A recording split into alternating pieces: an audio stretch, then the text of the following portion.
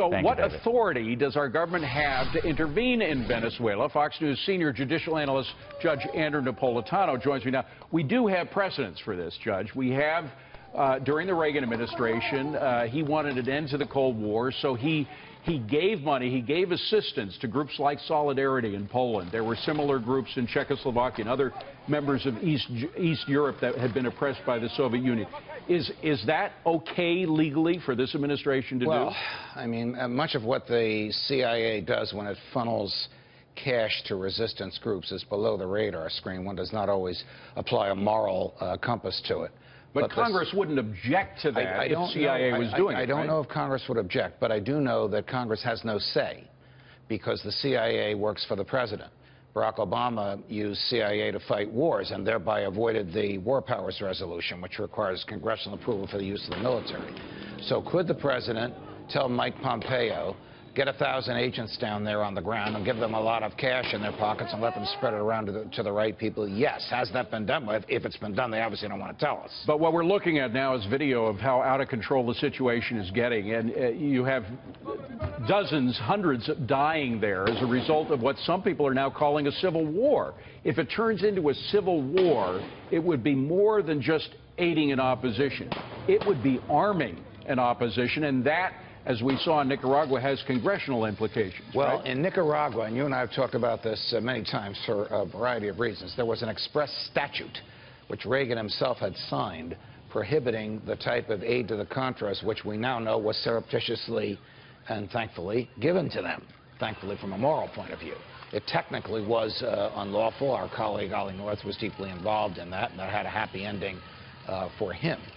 But were the President of the United States to send troops to Venezuela under the War Powers Resolution, he can do that. It would be very, very difficult, I think, for him to justify the use of those troops from a defensive point of view. That is, the failure to produce those troops is going to result in violence on the American mainland. I don't know how he could make that argument. Speaking of violence on the American mainland, I want to switch to Charlottesville because it really does, as much of an advocate of the First Amendment as I am and as you are, when you see the First Amendment turned into an excuse for violence, as it was here, you throw up your hands and you say, how far can we go to enforce, make sure everybody gets the right to say what they please, but at the same time enforce rules against violence? Well, the hate speech is protected speech.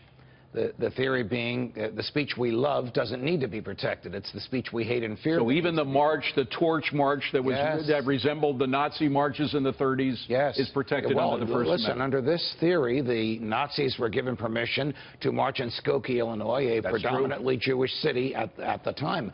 No matter how much it might have incited the violence on other groups. Correct, because the theory is that the remedy for hate speech is not to suppress it. It'll come out somewhere, but to have it out in the open so it can be resisted by more speech. So do you have to wait until the first stick is lifted and the first head is cracked open before you jump in? Yes.